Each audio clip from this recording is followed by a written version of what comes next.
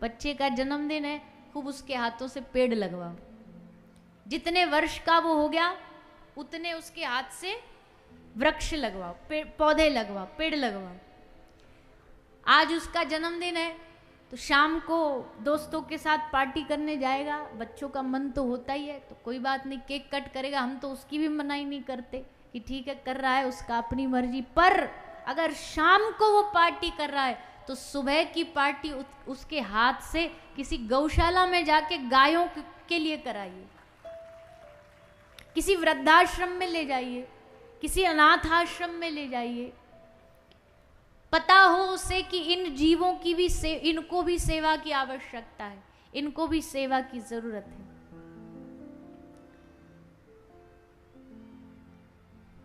समाज ऐसे कहने से, प्रवचनों से नहीं बदलता भैया, सबको थोड़ा थोड़ा आगे बढ़ना पड़ता है।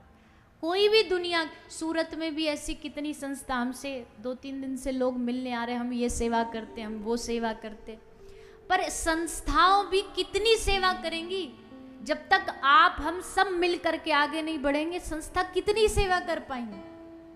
आगे तो हमें ही बढ़ना पड़ेगा। पर हम क्या करते हैं, हम सब कुछ एक किसी व्यक्ति विशेष पर डाल देते, संस्था पर डालते, वो यही करेगा, इसी की जिम्मेदारी है। अब तो हम तो आंखों से हर रोज देखते, हमारा अस्पताल जो बता रहे भैया आपको 2-3 दिन से, इसमें आसपास की सब गायों को लेके आते। अब कई बार जब ऐसा होता है, हर संस्था की अपनी एक लिमिट होती है, वो कभी कभी नहीं हो पाती। अब हमारे पास 10-12 एम्बुलेंस है, वो सब चली गई, किसी का फोन आया भाई गाय पड़ी है कहीं पर, अब वो कहना पड़ता है कि भैया सुविधा नहीं है एम्बुलेंस की, तो फिर वो 10 बार 10 जगह जाके क्या बोलेगा, बोले काय को अस्पताल खोल रखा है जब तुम भेज नहीं सकते, तो ये तो सेवा ही नहीं करते, इन्होंने तो ऐसी धंधा बना रखा है। हम कहते हैं भैया चलो ठीक है, हमने धंधा बना रखा है, और अगर किसी को गौ सेवा धंधा लगता है तो हम मारवाड़ियों की सभा में बैठे आपको खुलेआम कह रहे हैं, मंच से माइक से कह रहे हैं, अगर गौ सेवा किसी को धंधा लगता है ना, तो आप जितने भी हो कल से ये धंधा चालू कर दो, आप करो। मारवाड़ियों की सभा में लाभ की बात होती है ना, मुनाफे की बात करनी चाहिए, हम दे रहे हैं आपको मुनाफा, लोग करो। हम कह रहे हैं अगर आप बिजनेस के मन से भी गौ सेवा करना चाहो ना तो खूब करो, कम से कम आपके बिजनेस से कत्ल खाने कटने जा रही गाय, उसका जीवन तो बच जाएगा। गटर का पानी पी रही गाय, कम से कम उसको पानी तो मिल जाएगा पेट भरने को। भूख के मारे तड़पती कहीं भी पन्नियां खाने वाली गाय, उसको थोड़ा सा चारा तो मिल जाएगा।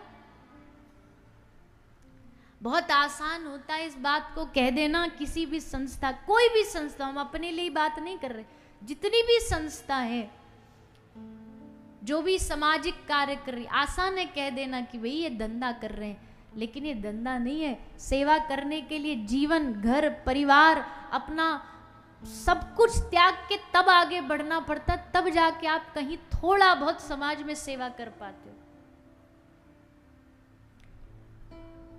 आज जो पीड़ा, जो कष्ट समाज में हो रहा है गायों के ऊपर, क्या उससे कोई अनभिज्ञ है? सबको पता है कि कितना कष्ट हो रहा है, किस तरीके से। आज भी भारत की सर्वे कहता है कि हर रोज भारत में 50,000 गाय हर रोज मरती हैं कत्ल खाने में। भारत जैसे देश से गौमांस का एक्सपोर्ट होता है, निर्यात होता है, इससे बड़ा दुख कोई हो सकता है भारत भूमि के लिए? पर आगे बढ़े कौन, आगे करे कौन? कमियां ढूंढने निकालना बड़ा आसान है किसी के लिए भी। पर हम कहते भैया अगर आप किसी को धन से मदद नहीं कर सकते मत करो, पर अगर आप कोई सेवा कर रहे हैं ना, अगर आप उससे ये भी कह दे भैया आप अच्छा कार्य कर रहे हो, आप आगे बढ़ते रहो, चाहे कितनी भी रुकावट आए, रुकना नहीं, हम आपके साथ हैं, बस इतना ही उसके लिए लगता है, उससे किसी ने उसका पूरा सहयोग दे दिया। कोई है समाज में लोग जो उनके संग खड़े हैं कि ये सेवा काम गलत नहीं जाएगा।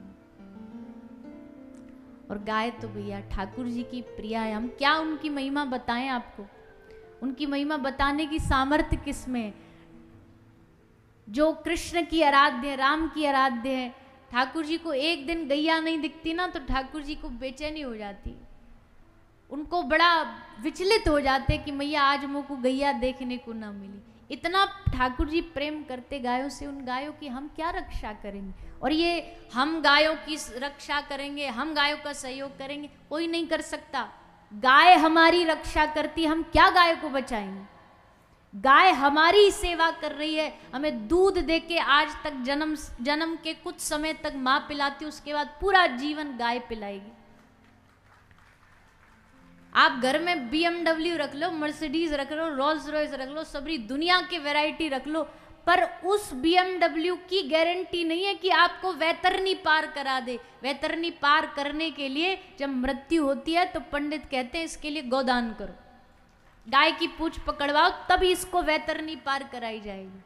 इसलिए आप कितना भी कर लो, लेकिन मूल तो भैया गौ माता है। पर आज दुख का विषय, कई लोग को ये लगता है कि ये कथावाचक लोग ये क्यों गौ माता के बारे में इतना बोलते हैं। क्यों ना बोले भैया, आप एक बात बताइए, गाय धर्म का मूल है। हमारी इस कथा का आयोजनों का उद्देश्य क्या है? धर्म की सेवा। और धर्म बचेगा तभी जब गाय बचेगी।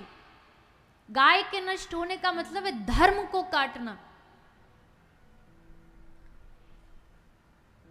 इसलिए हम तो यही निवेदन करेंगे, आपके शहर में अच्छे अच्छे खूब लोग हैं, आपके शहर में अच्छी अच्छी गौशालाएं भी हैं, खूब जाया करिए वहाँ, समय निकाल। हम कल ही एक किसी के घर गए, वो बता रहे हम रोज गौशाला जाते हैं, कितना दिल को खुशी मिलती है कि चलो देखो समाज में ऐसे लोग रोज गौशाला जाते, रोज गायों की सेवा करके फिर दिन की शुरुआत करते। ठाकुर जी की कृपा इन्हीं से मिलती है, इस सब से प्राप्त होती है। अच्छा चलो एक चीज और बता दो, कितने लोग हैं जिनके घर में गाय का दूध आता है रोज?